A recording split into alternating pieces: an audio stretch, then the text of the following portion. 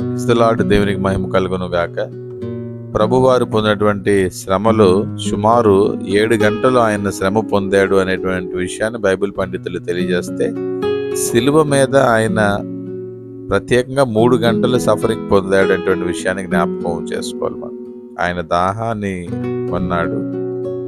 ఆ యొక్క ఒంటిలో ఉన్నటువంటి రక్తమంతా కూడా చెమటగా మారిపోయింది. మరి మేకలు కొట్టారు కాబట్టి రక్తస్రావం జరుగుతూ ఉన్నది. ఆయన శరీరంలో ఉన్నటువంటి ఆ ఎముకలన్నీ కూడా బలహీనమైపోయాయి. పంచగాయములు అని బైబిల్ గ్రంథంలో రాయబడింది. కానీ ఆయన సుమారు కొంతమంది అభిప్రాయం 272 గాయాలు పొందాడని. మరి university of America, one of the university ఏం చెప్తారంటే, ఆయన 5,999 గాయాలు పొందాడు. అంటే శరీరము దున్నబడింది. నీకు నాకు స్వస్థత ఇవ్వడానికి ఆయన శరీరము దున్నబడింది. దేవునికి మహిమ కలుగును గాక. ఆమేన్.